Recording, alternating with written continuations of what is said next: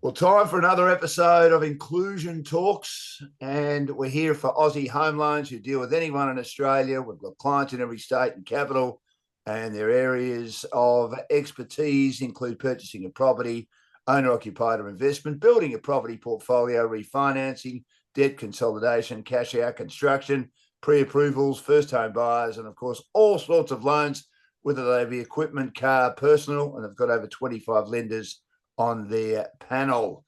My name's Dan Lonigan, and of course my co-host for Inclusion Talks, her idea of this program, and it's an absolute ripper. It's getting great traction and great interest. Cindy McDougall, welcome, Cindy. Good to have you with us once again. Great to be back, Dan. Now, who have we got this week? We've got a star, haven't we? I mean, they're all stars, but this young lady, a dual Paralympian. Tell us all about it. Certainly is. So today on our Inclusion Talks episode, we welcome Sarah Walsh, dual Paralympian, achieving great results in both Rio and Tokyo Paralympics and aiming for her third Paralympics berth this August in Paris. A multiple Australian international athletics representative, state medalist, and an athlete who has risen through from grassroots sport and begun her career at age 9 through school, grew her skills through Little Athletics New South Wales. Sarah is a T64 athlete whose event of choice is long jump. T64, for those who are not sure how disability classification in athletics works, is a classification for amputee athletes. Sarah, with no pun intended, has the world at her feet. Welcome, Sarah. Thank you so much for having me. Well, it's great to have you on board. So we'll get straight into it. Your disability has been something that you've no doubt been aware of since you were extremely young. Did you ever feel like it was something that made you conscious of being different to others?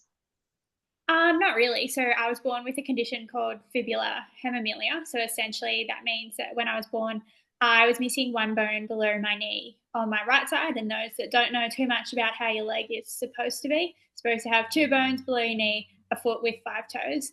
My foot also didn't form properly as well, so it didn't have all of its toes. So I had my foot amputated when I was 18 months old, and I've worn a prosthetic leg ever since then. So I guess for me, I'd always had that. I looked slightly different to other people, but I never felt any different. I was always treated at school as one equal, like all my other friends or classmates as well. And there was never a time where I really felt that my leg was hindering me or made me very different to the other people that I was around. And these days, I don't think I'd be doing what I would or what I do now if I didn't have my leg. So it's probably been one of my greatest assets. Did you approach sport at an early age? Did you ever have people say to you that you couldn't do sport because of your disability? Yeah, absolutely. My parents always encouraged me, though, to get out there and give everything a go. They never wanted my prosthetic to stop me from doing anything. So they threw me into every sport possible. So growing up, I did swimming, gymnastics, dancing, netball, wheelchair basketball. I found athletics a little bit later in my childhood, surfing. There was never a time that they told me that I couldn't do something. I just kind of had to figure out for myself what sports either I like to do or the ones that may have been a little bit more challenging with my prosthetic. The only sport that I told them that I wanted to quit and I'd had enough of was dancing, because I couldn't point my toes on my right side, which is the side of my prosthetic. To this day, 25 years later, I still can't point my toes on my right side. I'm never going to be able to do that, but I thought that would be a great way to get out of dancing. But mum paid for the rest of the term, so she wasn't letting me off the hook that easily. But during school, like, I was always playing sport with all my classmates. And yeah, there was probably times where I wasn't the fastest out there chasing after the ball, or I definitely wasn't the most coordinated, which has absolutely nothing to do with my prosthetic. But I just really enjoyed sport, and there were probably people on the sidelines that really questioned whether or not I should be out there doing that and whether or not it was a good idea. But their judgment never made it to me. I'm so glad that you kept that focus and didn't listen to those people and the noise from the outside. You said that your sporting journey really kicked off in school. Little Ass, you did Little Ass in for Little Ath New South Wales. Can you tell us a little bit about that? Was it multi-class back then, or were you in with the able-bodieds, and how did that look for you? Yeah, absolutely. So my journey into Little Aths was probably a little bit backwards compared to most people. I think most people get into Little A's and then kind of that's how they progress through the school sporting system. I actually had already started athletics in the school sporting system before I then joined Little A's. I kind of figured out that I was actually quite good at athletics and maybe needed to do a little bit more training and have a bit more experience rather than just rocking up at a comp every couple of months and having a go at shot put. So I had already started athletics when I joined the Little A's Club. And at my Little A's Club, we were pretty small down in Helensburgh in New South Wales. So there was no multi-class section essentially within our club. So I was competing or in the age group alongside able-bodied athletes. But when I would then go and represent at zone, regional, state, that was when I was in the multi-class level. And back then, to be honest, there wasn't a lot of multi-class athletes, and the program or how it was run itself wasn't absolutely incredible. So like these days, I would say because of the hard work that my club, my coach and my family have done, it's kind of progressed a little bit. And now I think there's more opportunities for multi-class athletes, especially in Little A's, to have those opportunities to go and compete and do a proper competition and have that experience. Whereas back when I started, probably 10, 15 years ago now, it wasn't a smooth run as it is these days. I think that's the one thing, Dan, that with Little Ass in New South Wales, they were actually fairly pioneering when it came to multi-class, and were definitely one of the more proactive states when it comes to including what they call multi-class. And just for our listeners' understanding, disability sports can be called many different things depending on your sports level and pathway. So a para-athlete, not to be mistaken with a Paralympian, can be called just that, a para-athlete, but they also may be multi-class, all abilities, impaired, ambulant or para. And that really does depend on the sport or the level that you're involved in. In our podcast, we use the term all abilities or para. However, with Sarah, because she has represented at the Paralympics, that actually allows her to be termed a Paralympian. So we really do try not to term younger para-athletes Paralympians, and a lot of people do it without realising their mistake, but Paralympians are only athletes who have represented at the Paralympics.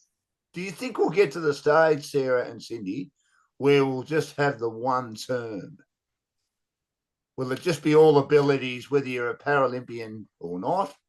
And obviously you're a Paralympian, you'll say, well, all abilities athlete, Sarah Walsh, who's a dual and hopefully this year 3-time Paralympian representative. I don't think there'll ever be a day when the one term is described or used to describe everyone. You can kind of look at it from the point of like an Olympian. You don't really describe kids who are out running at the track as 10-year-olds an Olympian until they've gone to the Olympics. So it's kind of the same with us para-athletes. You kind of earn that title when you go to the Paralympics. And I think then the other terms that are under the umbrella, I guess it's what each athlete feels most comfortable being called, or what kind of sporting area they're in, what term they use. So I know a lot for athletics, it's kind of para-athlete is mainly the term that you would hear. And then it's just kind of depending on what level of sport you're in within athletics as to whether or not the category that you compete in is called para, ambulant, multi-class. So there's probably a time where like the one term should be used across all events within athletics, but I think it's kind of what each individual feels most comfortable being called as well. I think it's probably, if it was to go down any path, I think it would be more likely to be para-athlete than sort of any of the other terms, because it really does clarify in a lot of, I guess, ordinary everyday people's minds. Paralympics is for athletes with a disability. So if you're a para-athlete, then you're likely to have a disability in some way, shape or form. So, well, yeah, I agree. I don't think there'll ever come a time where it will be across the board, but I think if it did, it probably leans more towards para-athlete than sort of any of the other terms. So, Sarah, when did you realise you really wanted to focus on athletics? You touched on before that you did a lot of sports and that, you were not hated, but definitely didn't enjoy dancing as much as what you could.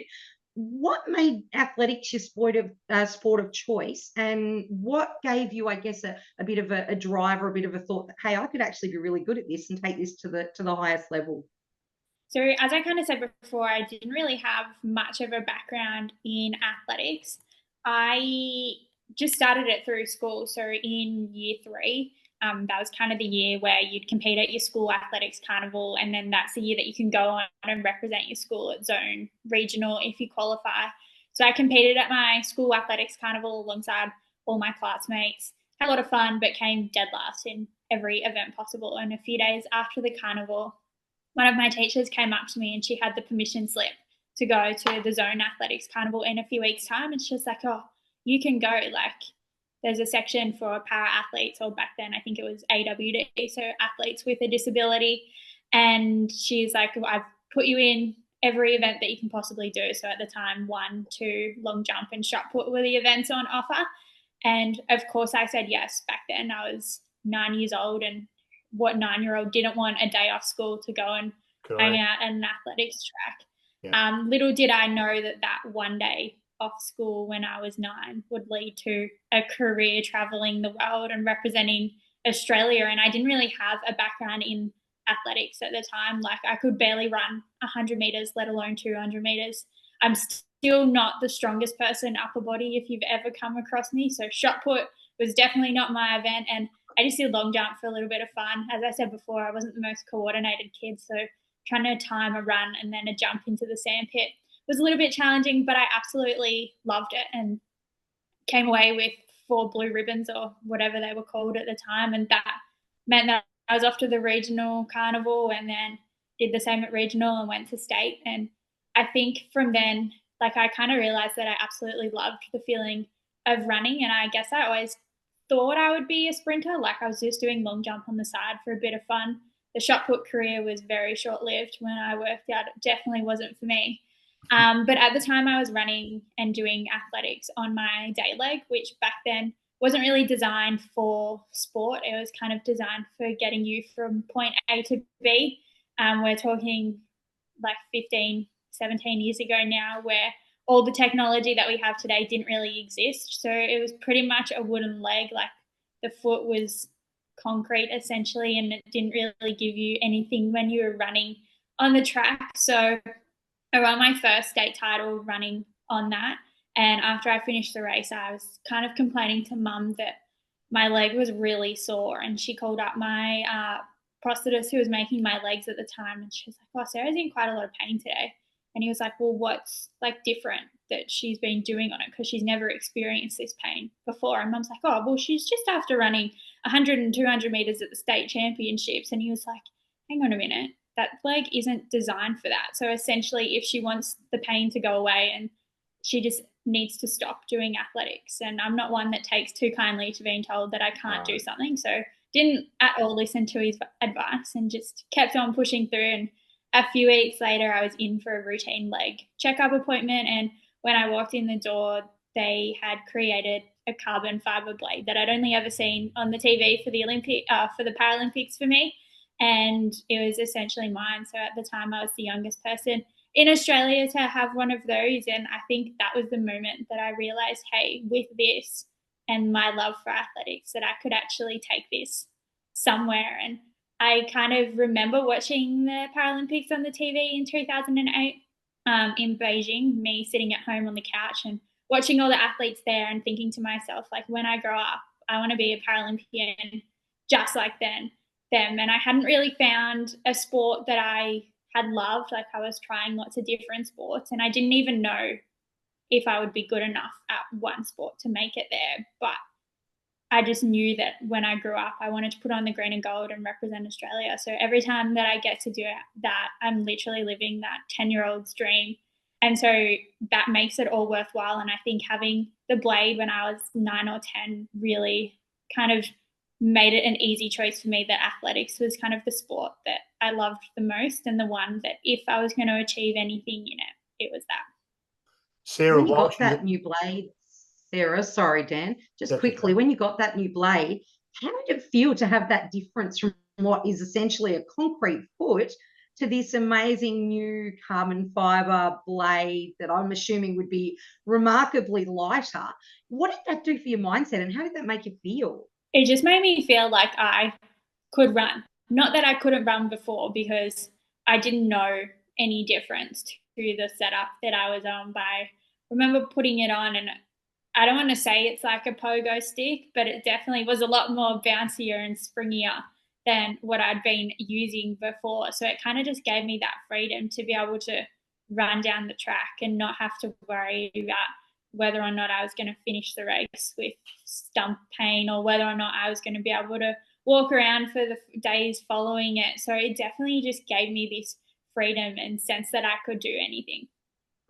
Sarah Walsh is our guest. She's a dual Paralympian. Hopefully will be a 3-time Paralympian, going to Paris this year as well.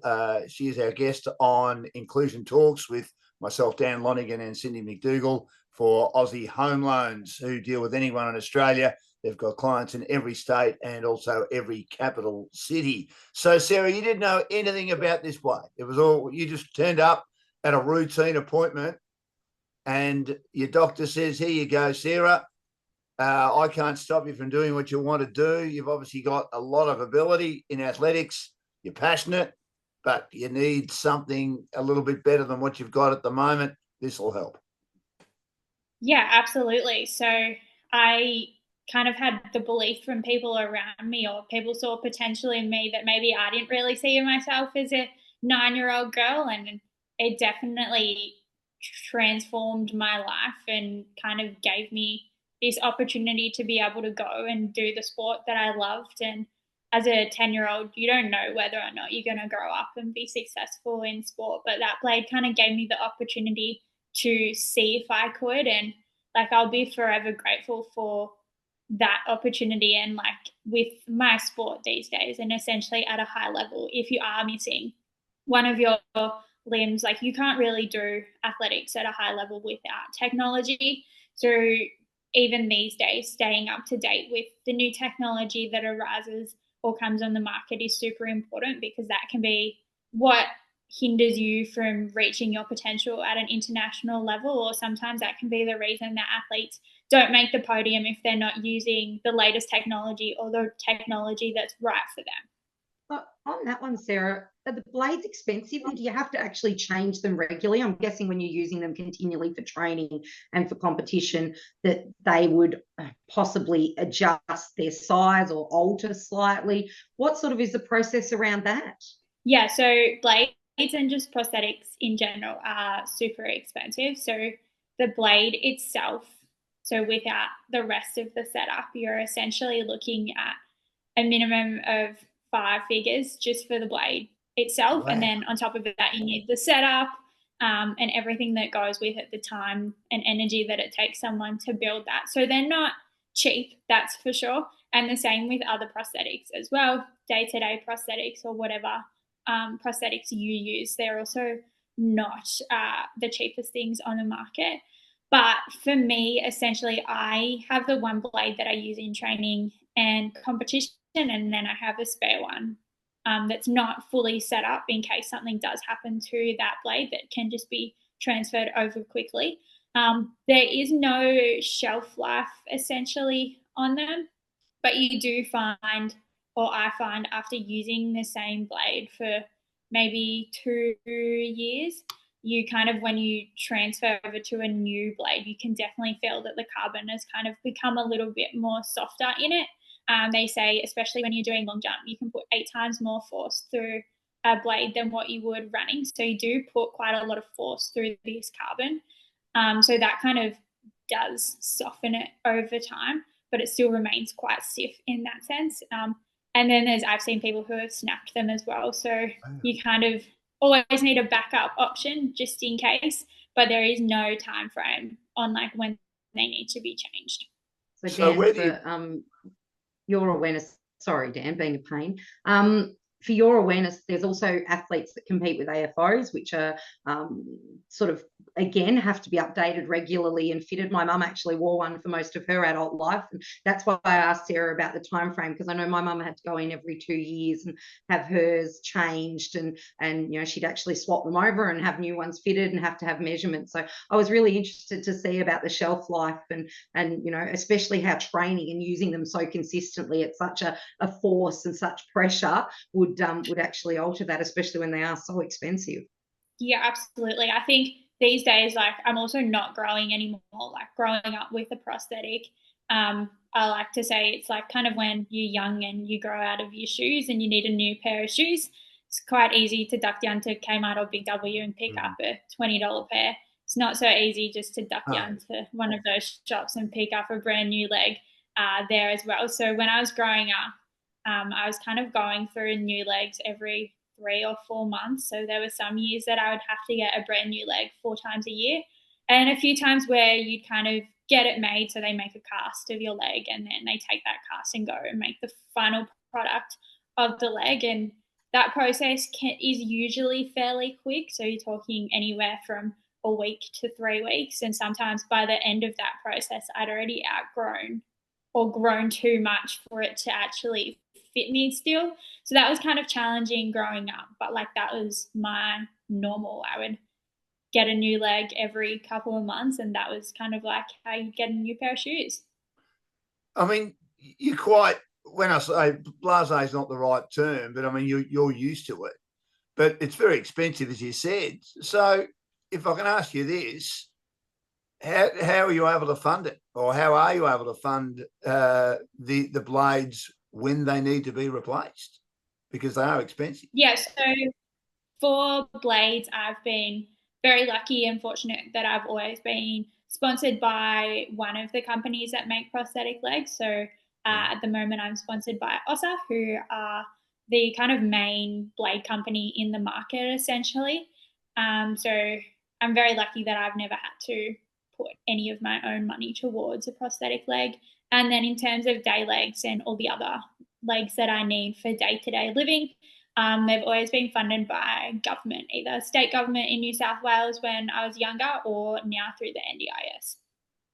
Which is absolutely fantastic, Sarah, because I mean, you probably couldn't compete, and other athletes in your situation couldn't compete if you didn't have the support. Do you think it'll always be the case, or are you concerned? There's been a lot of chat about the role of NDIS in recent times, certainly in this state. It may be a bit different in New South Wales, excuse my ignorance, but do you remain confident that support, that financial support, will always be there? Yeah, absolutely. I think for a lot of people who lose their leg via birth or in early childhood, NDIS is kind of the option that they go down. I guess for people who lose their leg in accidents or things like that, it's normally like insurance or work cover that kind of covers that. So that's probably where it gets a little bit more challenging trying to get the NDIS involved. But for those people that have a fairly straightforward case, I think the NDIS is an incredible route to go down to help people who are living with a disability or who are amputees access everything that they need to in order to live the life that they want to. And I think that's super important. I know from my experience with the NDIS that how much they're interested in how you can live day to day the best way possible, or how you want to live life day to day, and what products or technology or leg parts essentially help that. That's awesome. Now, just getting back onto the sports side, Sarah, getting into para-athletics, there's all the different levels. So, of course, you've gone through from grassroots to through the school system, through the little system, through seniors and into international. When we were talking about funding, how do you find the actual funding for competitions and training? I know sort of for I guess, city-based athletes, it's probably a little bit easier than what it is for regional ones that don't travel for training and what have you. But how do you find that, on top of everything else, being able to make teams and I guess be able to do your best? Yeah, absolutely. I think being an athlete is challenging enough in the fact that you give up a lot of your time for training and to be able to have those moments of success at an international level. But the journey along the way can definitely be challenging at times. And financially, a lot of athletes do struggle as well. Like a lot of travel domestically during the athletic season is needed to qualify for those big events. And the majority of the time, it is coming out of your own pocket to be able to fund plane trips, competition fees, accommodation. And this year alone, I think there was a point where I was away 7 weekends in a row, either traveling or competing. So it is a lot of time away from my home base. And to be able to fund things myself, like I'm lucky that I am a funded athlete, but that funding can change based on how you perform at those big international events. I also choose to work part-time on the side as well to be able to just have a little bit more of a buffer in my bank account to know that if I do need to drop everything and fly across to Perth to do a last-minute competition, that I've got the funds there. But it's definitely, especially athletics, it's not a sport where you're making a lot of money, and especially in the para space as well. There's not a lot of opportunities to get prize money or, like our able-bodied counterparts, head overseas and just hang out in Europe for a few months earning money by racing or competing over there. So I'm lucky in the sense that I am funded, so there is money coming into my bank account, but it definitely at times you do need to be proactive in how you're earning money or having that extra money in your bank account to get by. Travel. You said you travel a lot. How do you find the motivation to be your best and maintain your connections with your family and your friends and those sort of, I guess, closest to you? Because 7 weeks away is a heck of a lot of time that takes away from being able to connect with the people that I guess are your support base and are the ones that help you be able to do your best. So what do you find is the best thing to keep that motivation and keep those connections active? It's kind of one of those funny things. Like I look back on it now and I absolutely love traveling and going away for competitions. And sometimes you do just want to spend a day at home sitting on the couch watching Netflix. And then more recently, I've had those days and I'm like, oh, I wish I could just be like back traveling, back out competing, doing that sort of stuff. But I think my family and friends are super understanding of the situation that I'm in. And I think it's just really important to surround yourself with people who understand and who are accepting of the path or the phase of life that I'm in at the moment. Like, I'm not going to be an elite athlete forever. Like, it's something that you can only do for such a short period of your lifetime. So I want to make the most of it while I can and say yes to those opportunities to go and compete places last minute and travel around and do what I love. And the people that I'm surrounded by understand that, and they understand that I'm not going to be able to show up as well as I can every week throughout the year. But there's times or periods throughout the year when they're less busy or it's in the off season and I'm not traveling. And that's kind of when you spend that quality time with people. But in season, it can be pretty busy and hectic, but I get to do what I love. So it doesn't feel like a chore or hard work to be able to pack up a suitcase and go away. Your family and coaches get to come with you?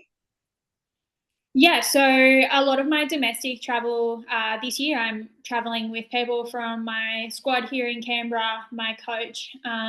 We had our World Championships a few weeks ago in Japan, and my coach and one of my training partners were a part of the team. So the three of us were over there together, which is very special to be able to have, like, the person that you train alongside with and your coach there as well, who you spend so many hours a week at the track or in the gym together. So to be able to have that kind of pinnacle moment that you train for together is pretty special. And then my family also came and watched as well. So I'm very lucky that when I get to look up in the stands somewhere crazy around the world, that I see my mum and dad, my sisters and my auntie. So that kind of makes the journey very special as well. This is Inclusion Talks, looking at all ability sport, and we've got a star with us today. They're all stars, but a legitimate star, dual Paralympian, hoping to get to Paris. We'll talk about that in just a second. Sarah Walsh, and we're here for Aussie Home Loans. Dan Lonigan and Cindy McDougall, your co-hosts for this. And Aussie Home Loans have got plenty of areas of expertise right around Australia. Purchasing a property, owner-occupied or investment, building a property portfolio, refinancing, debt consolidation, cash-out construction, pre-approvals, first home buyers, equipment loans, car loans, and personal loans. So, Sarah, as we've said, you've been to 2 Paralympics. Did you think back in 2016, when you were still a teenager, that you were a chance to go to those Paralympics? And when the opportunity came, can you remember how you felt being so young and having achieved your goal for someone so young? Yeah, absolutely. I think from like going from that little 10-year-old girl who was sitting on her couch watching the Paralympics to then being 8 years later that person who was at the Paralympics, it is kind of very special. And I still find it really hard to put into words how much that means to me. Like I'm so proud of everything that I've achieved. And I remember in Rio, I finished competing and I hadn't really jumped the distance that I thought I would at the time or what I knew I was capable of. But to me, like that didn't really matter at all. Like on the day, I could have come dead last or first.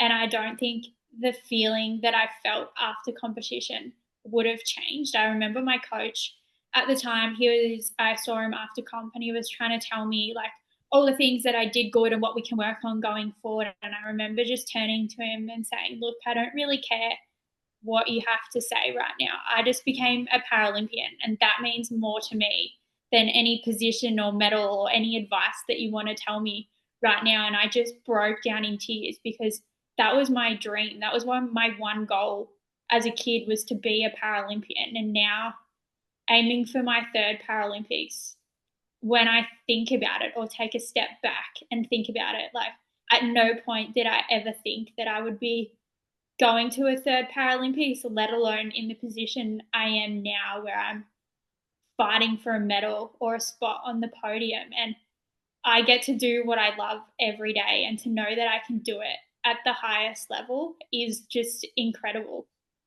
What was the experience like? Was it everything you thought it would be and more, going to the first one? And were there times, being so young, even though you're very mature, still being a teenager, that it overwhelmed you, or you seem to have a pretty mature head on your shoulders, that you were there to do a job, you were representing your country, you weren't really all that overwhelmed? I would say I still get quite overwhelmed. It's one of those things where, like, you know, you have a job to do and you know you're there to do the job, but at the same time, it's still very overwhelming.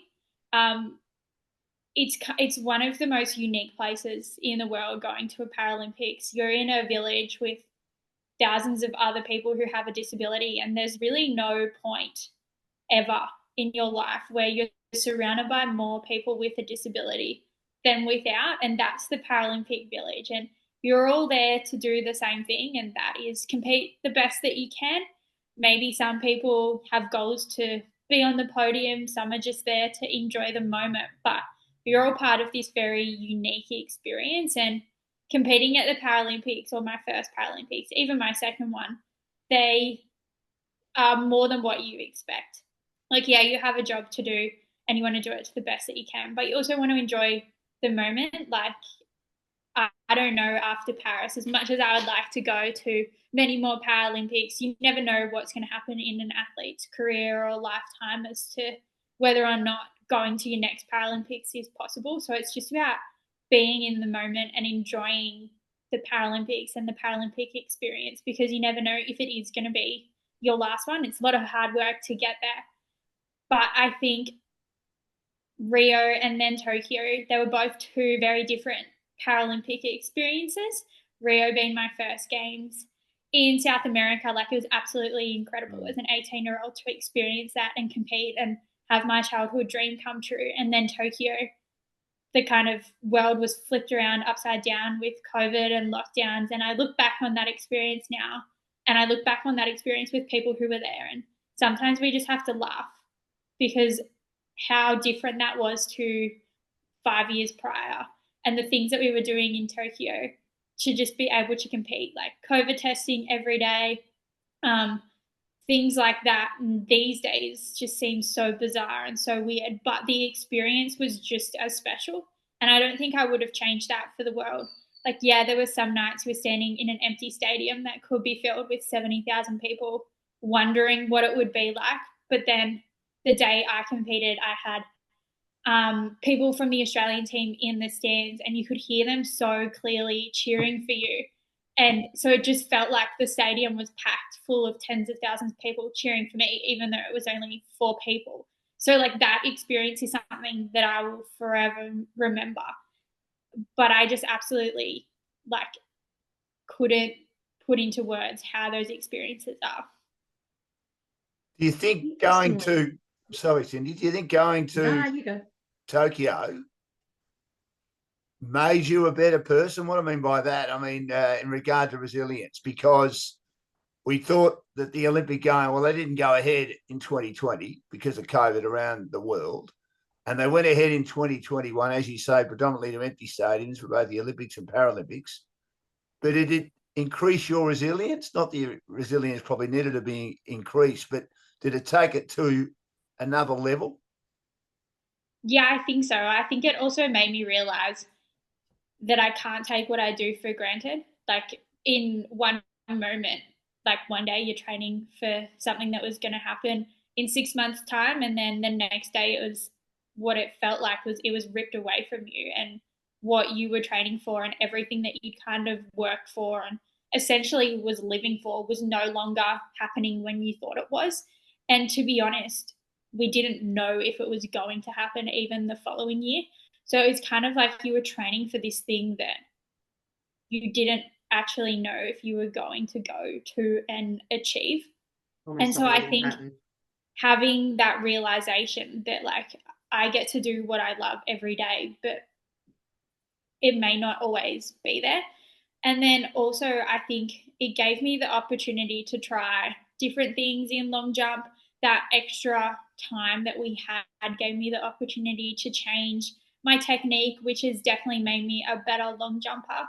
And kind of going through all those processes in training has definitely challenged me as a person and as an athlete, but I've come out better on the other side from it. But Tokyo also, I think, coming back from Tokyo and seeing how Australia responded to the Paralympics, it made me realize like how when something does happen in the world, like everyone does come together and back and support each other.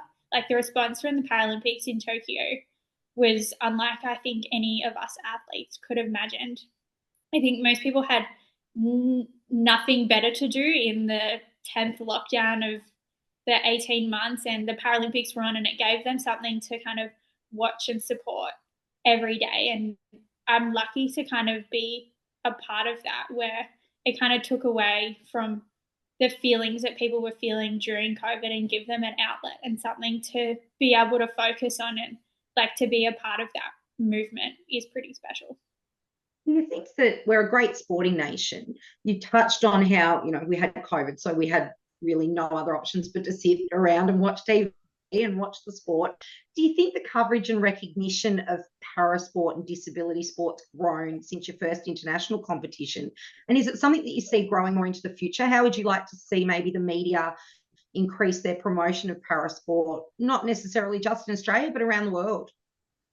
I think it's definitely getting better. I think London 2012 Paralympics was definitely a turning point in people kind of tuning in to watch the Paralympics, and maybe more so realizing that Paralympics and Olympics are on the same playing field. Like we train just as hard as our Olympic counterparts, some of us probably even harder to have to overcome your disability and the challenges that you face. And then the Paralympics is our Olympics essentially. So that is the pinnacle moment of our sporting career and our sporting journey. And so I think after those games, a lot of people who probably wouldn't have tuned in kind of realised that it was something that was out there for people with a disability. And then every kind of Paralympic cycle, I think the coverage and support gets a little bit better. I think we still have a long way to go before it's on an equal playing field with the Olympics when you look at sponsorship opportunities or even the simple things about these days when people are talking about Paris. They'll either say the Paris Olympics are on in July or August, whenever it is, but they kind of forget to mention the Paralympics in that as well. And I think they either just assume that people will know that it's on, or they completely just forget about it. And I think until that's something that kind of rolls off people's tongues, we're probably not on the same playing field as the Olympians. Will it roll off people's tongues though, Sarah? I mean, that's the issue, isn't it? I mean, we've been sort of having this debate for a long, long time now. We probably shouldn't be having this debate because Australia, as Cindy said, have got an outstanding record when it comes to Paralympics, one of the best performed nations, constantly performing well, very consistent, whether it be gold medals, silver medals, bronze medals, lots of wonderful athletes on the podium. I would hope that one day in the future it definitely becomes more common than not. I think with Brisbane 2032 Paralympics and Olympics on, I think here in Australia will probably become a more common or more normal thing to be said, especially having a home games. And I hope that carries around the rest of the world as well. I think the more people that kind of talk about the Paralympics to other people, then that word kind of spreads through. And like that's how we're going to be big and successful or continue our success and the trajectory that we're on now, is having people support us and having those conversations around the Paralympics and people with a disability. On that one, Sarah, if you were to go back and give some advice to the young you, or if you were going to give some advice to, an up-and-coming young athlete with a disability who knows that Brisbane's coming, or interested in, giving that a go and maybe building up to the highest level, what advice would you give, or what message would you give them about the journey and how to, I guess, get the best out of themselves and what to look out for and what the good things are? And yeah, what message would you give? I think when I look back at my younger self, she probably wouldn't have known what was actually ahead of her.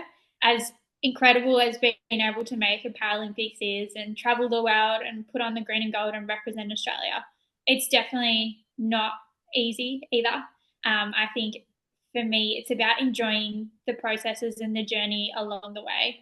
I train in Canberra, so it's freezing cold right now. So trying to get warm to go out and do a training session can sometimes be a bit of a struggle. But what's getting me through at the moment is the chance that Paris is only 2.5 months away. And that's kind of what I'm aiming for. So the cold weather is just a small part of the story at the moment. But I think my advice to younger people or people on their journey or wanting to go to the Paralympics in 2032 or maybe the ones after that is just find what you love doing and enjoy getting there, I think, because when you get there, it's one of the most incredible experiences that you could ever possibly have. But just find what you love, and if you love it enough and you're determined and you are essentially kind of good at what you do, like it'll make the journey a bit easier. This is Inclusion Talks. Cindy, Dan. Inclusion Talks with Cindy McDougall and Dan Lonigan. Sarah Walsh is our guest. She is a dual Paralympian in the long jump and hoping to get to Paris in a couple of months' time to make it a 3-time Paralympian, which is an outstanding achievement. Mind you, 1 is magnificent, 2 is superb, 3 is sublime as far as I'm concerned.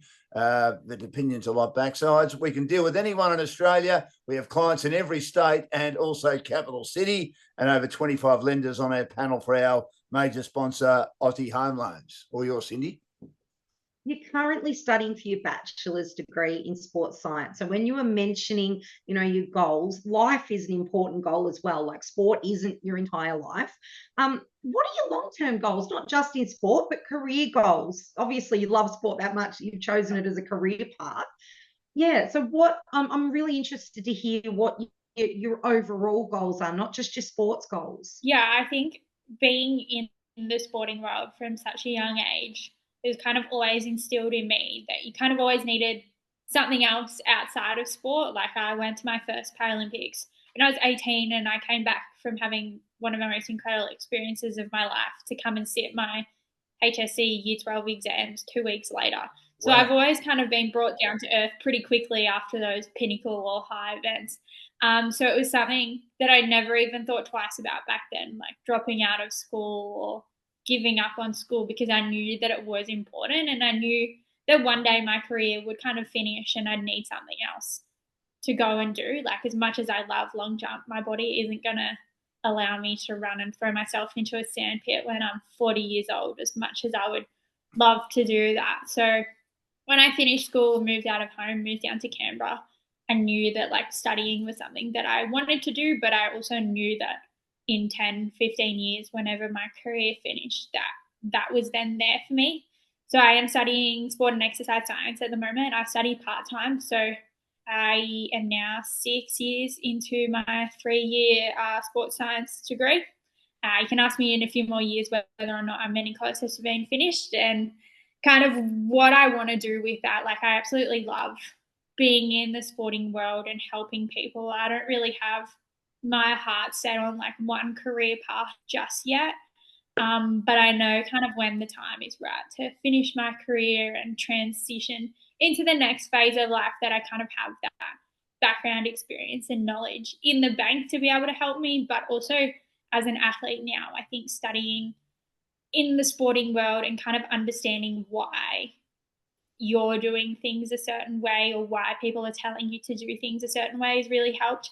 But it's then also helped me as an athlete have a voice or input into my training as well. Like, I'm not just standing there being told to and not having any idea like why. And I think it's just having accountability as well for your career and performance, and having a voice has been really important. So that's kind of helped me, or studying in that sporting world has helped me as well. As to what I want to do when I retire, I'm still kind of no closer to figuring that out.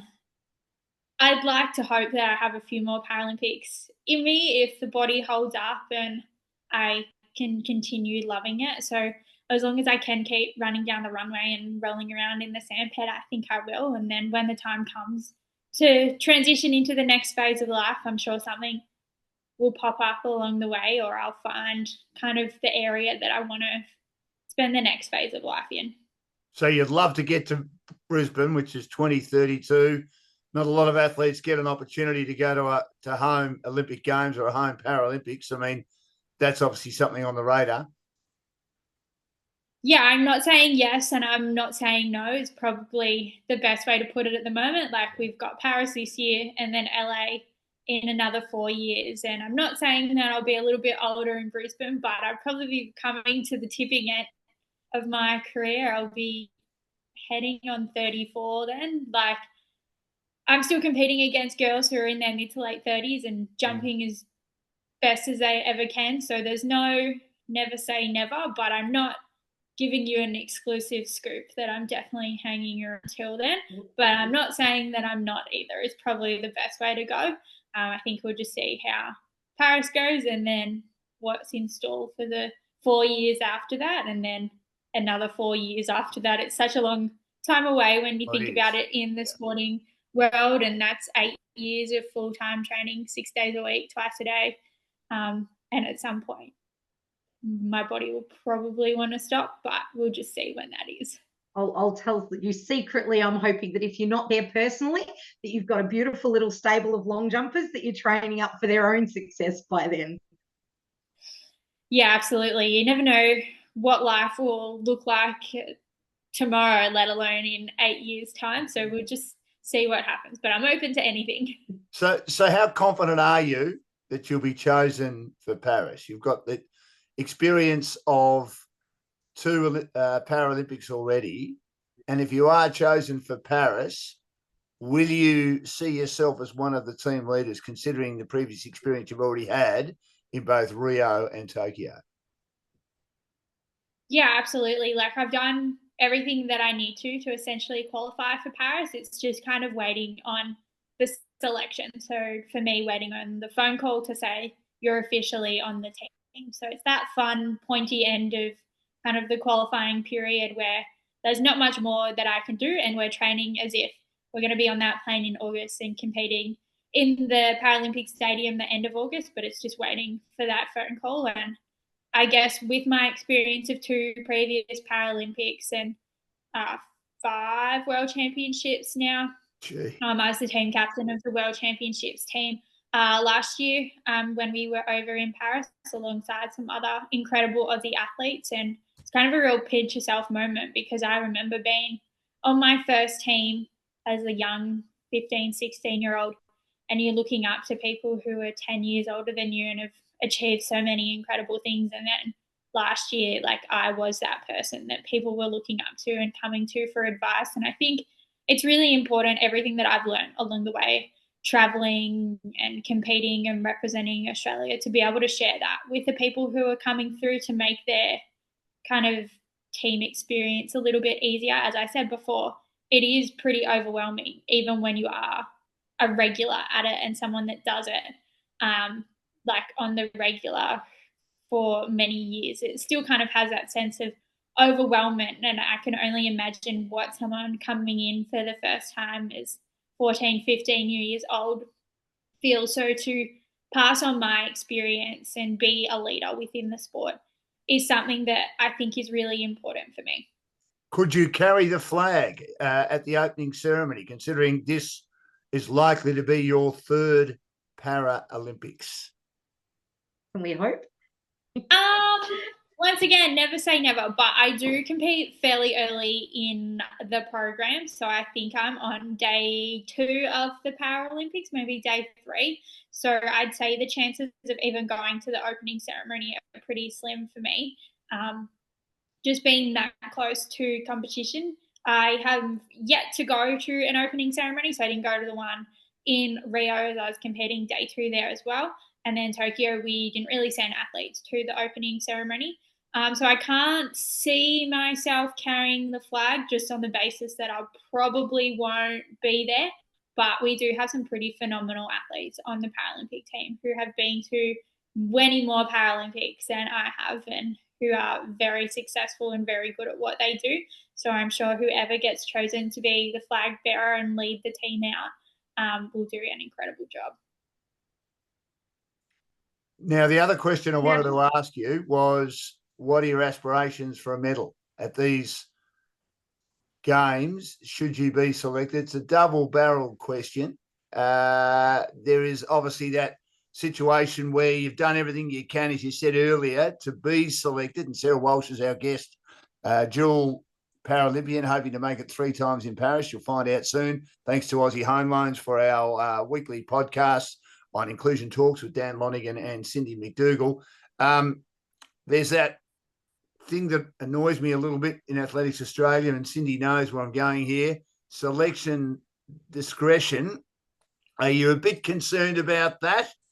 And should you be selected, which I think you should, considering your experience, how confident are you of being on the podium?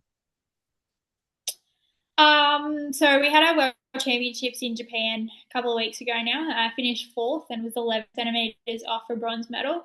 So, like, I'm going to Paris aiming for a spot on the podium, but anything can happen on the day. And you just want to put a performance out there that you can be proud of at the end of the day. But definitely on the podium is kind of where I'm at the moment, or wanting to be in and around the medal position. So that's definitely the goal for the Paralympics. In regards to selection, I would say I'm fairly safe or fairly confident at the moment, but once again, you never know. And I know Athletics Australia will always pick the team in which they think will have the most chance for success at the Paralympics. So they have a job to do, and I know they'll do it to the best that they can. I'll ask Dan, you, just for your awareness, yeah. So in athletics, there are A and B qualifiers. And I know we discussed this last night with Ella Hose, but the A and B qualifiers are quite high when it comes to some of the other countries. So the ones that definitely do make our Paralympics are the ones that are sitting as close to medaling as we can be. And Sarah's done some pretty amazing performances in the lead up. So I personally would like to think that she will be on that plane. But yeah, we just have to wait and see. And you know, everyone that does make that team is going to be a worthy member of the Australian team. I don't have any doubt about that. But I mean, I still think it's got to be a little bit more black and white than it is. Now, you may not be able to answer this one, Sarah, and you don't have to. But if you are doing the performances and have done the performances in the past, which you have done, should you be automatic instead of this selection discretion, which is certainly frustrating me, and not only just frustrates me, but frustrates others in the media that are closer to the sport than I am? I think Athletics Australia put together a selection policy, and it's up to us athletes to be able to understand that and know how selection will work. And for as long as I can remember, there's always been that discretion in selection, and I guess it's about who they think will be able to perform the best at a major championships. And in regards to like Olympic and Paralympic selection, they're slightly different. And the means in which you qualify are also very different. So I know probably in the para space, it's probably a little bit more black and white as to what you need to do to be able to be considered for selection. And then even once being nominated by Athletics Australia, it is actually up to the Paralympic team to confirm your selection as well. So it's kind of out of the hands of Athletics Australia. Once they've put forward the nominations as to who they would like to see go to a Paralympic Games, it's up to Paralympics Australia then to approve that and pick the people that they want on the team. So how do you keep yourself busy? Yeah, that's a great response. Great response. And I hope the question didn't put you under the pump too much, but I have been in the past, not so much now. I'm an old softie, Sarah, but you've got to be a hard-hitting journalist and ask the hard questions every now and again. And you're a very good opening bat, like the great Bruce Laird from WA in the 70s. You played a straight bat to that magnificently to a very good delivery online. So what do you do until you get that phone call saying you're on the plane, you're off to Paris? How do you keep yourself occupied? Because it is out of your control now. Alice said this yesterday. It's out of her control. Or last week, I should say. You can't do much about the uncontrollables. Is that sort of your attitude? Yeah, absolutely. Like, us athletes have done everything that we can to qualify, and those that are still trying to qualify have the next few weeks to do that. And then when the end of June comes, like, everyone has kind of done what they need to, or everything that they can, to be considered for selection. And essentially you kind of have a fair idea whether or not you'll be in contention or not, based on whether or not you've done the qualifiers and met the selection criteria, and you train as if you are going to be competing on the world stage come August. And until you get the phone call to say otherwise, you train, or the mindset is that you'll be there. But you always kind of have in the back of your mind that kind of waiting, seeing if you will be on the team, seeing if you will be selected. But most of the time you are mentally preparing as if you'll be there until you're told otherwise. So if, and we don't think it will, but if it goes against you, how do you, obviously you've got scenarios in place about how you prepare for that. Obviously it won't stop you from training. Do you take a little bit of a break, or do you just get stuck straight back into it? It's kind of not something that I've really thought about at the moment. Like, we're preparing to go there and compete. And as I said before, until you're told otherwise, nothing is really in place for that. Great answer. Love that. Great answer. Well, Sarah, we really appreciate your time. We're pretty confident you'll be on that plane going to Paris for a third Paralympics, which is an outstanding performance. So I haven't got all the stats in front of me, but I mean, you probably know, Cindy, and you too, Sarah, better than I would. How many Paralympians have we had that have gone to 3? There wouldn't be a heap, would there? I mean, 3's a great achievement. We've had a few Olympians go to 3. The numbers off the top of my head, but we've definitely had a few athletes end up going to 8. I think that might be 8? the record to beat at the moment. Yeah, so I don't think I'm going to quite get to that level, but I'll take 3 or above, definitely. I think you'd be surprised, Dan, with just how many actually do multiple Paralympics. We are incredibly resilient. We are incredibly strong, and we have great longevity in disability sports, especially at Paralympic levels. So, I think you'd be very surprised at the numbers of multiple Paralympians, but still that does not downgrade the effort of making 2, and hopefully in a couple of weeks we'll hear that will be 3. I mean, 8 is 28 years. I've got James Tompkins coming up on my Dashing Dan Olympic Adventures podcast for Aussie Home Loans, and he did 6 in 20 years as a rower, 6 consecutive from 88 to 2008, and that is a mighty achievement as well. But to do 8 over 28 years, I mean, that is unbelievable. Incredible. Unbelievable. I mean, you just... Yeah, it's pretty impressive. Oh, very impressive. I mean, one is, as I said earlier, 1 is magnificent, but 8, gee, that's out of this world. Sarah, really appreciate your time. Your story is one of the great ones. You've been there twice. We think you'll be there for a 3rd time. We hope it's not the last time. Have you been to Paris before? Yes, I have. We had our World Championships there last year, so definitely know what I'm in for, and I know the French will put on a very good show and hopefully draw the crowds to the games. And you know the language, because with the greatest respect to a lot of the Parisians, unless you have a crack, and I've been there a couple of times before and I've got a very broad Aussie accent, as you're aware, I did do French at school and I at least have tried to put some words together when I've asked for coffee or directions. Do you know enough French to get by? Because some of them, whether it's a good thing or bad thing, won't talk to you unless you at least try and speak their language. I went there last year knowing bonjour, and I've come out being able to order some things at a cafe. So I say I've slightly improved my French. Well. Hopefully after a few more weeks there this time, I might be able to maybe have a few words of the conversation strung together, but no guarantees. Oh, Love it. I'm sure you'll be fine. Well, Sarah, again, thanks so much for joining us on Inclusion Talks with Cindy and Dan for Aussie Home Loans. And again, a shout out to Wendy and the team at Aussie Home Loans around Australia.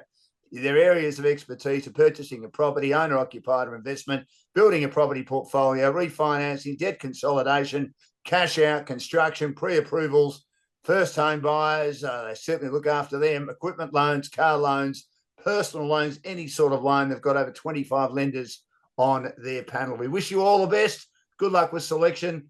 And thanks so much for being part of the program today. It's been sensational. Thank you so much for having me. Fantastic. Thank you.